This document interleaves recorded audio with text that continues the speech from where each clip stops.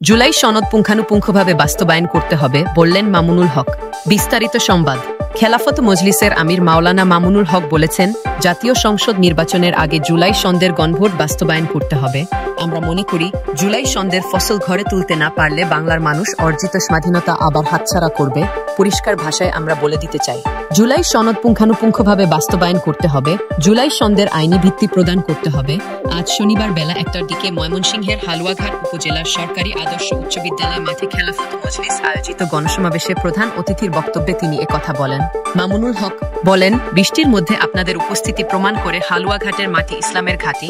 আমরা দ্ব্যর্থহীন ভাষায় বলতে চাই, বাংলাদেশ খেলাফত মজলিস এ দেশের আলেম সমাজ ও ইসলামপন্থীরা ১৫ বছর ধরে ফ্যাসিবাদের বিরুদ্ধে লড়াই করেছে, জুলুমের বিরুদ্ধে লড়াই করেছে।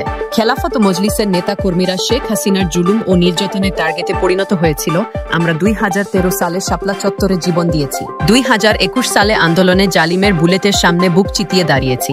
জালিমের রক্তচক্ষুর সামনে মাথা নোয়ায়নি। শেখ হাসিনার সমালোচনা করে মামুনুল হক বলেন, আমাদের কেন্দ্রীয় নেতাদের অন্যায়ভাবে বছরের পর বছর বন্দী রেখে নির্যাতন করা হয়েছে। আমরা নির্যাতন সহ্য করেছি, তবু দেশ ও ইসলামের প্রশ্নে আমরা মাথা নত করি নাই।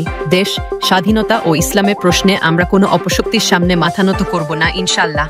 ২০২৪ সালের জুলাই বিপ্লবের মধ্য দিয়ে যে স্বাধীনতা অর্জন হয়েছে, এ দেশের তামাম ছাত্র জনতার রক্তের মধ্য দিয়ে ফ্যাসিবাদ বিরোধী, বিদেশি আধিপত্যবাদ বিরোধী বিপ্লবের প্রতিটি অর্জন ঘরে তোলার জন্য খেলাফত মজলিস সংগ্রাম অব্যাহত রাখবে।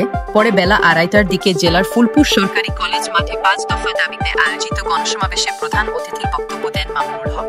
তিনি বলেন, বৈষম্যহীন ইনসাফের বাংলাদেশ গড়তে হলে আল্লাহ প্রদত্ত খেলাফত ছাড়া কোনো বিকল্প ব্যবস্থা নেই, যেখানে রয়েছে হিন্দু, বৌদ্ধ, খ্রিস্টান ধর্ম বর্ণ নির্বিশেষে প্রতিটি মানুষের জন্য একই ব্যবস্থা।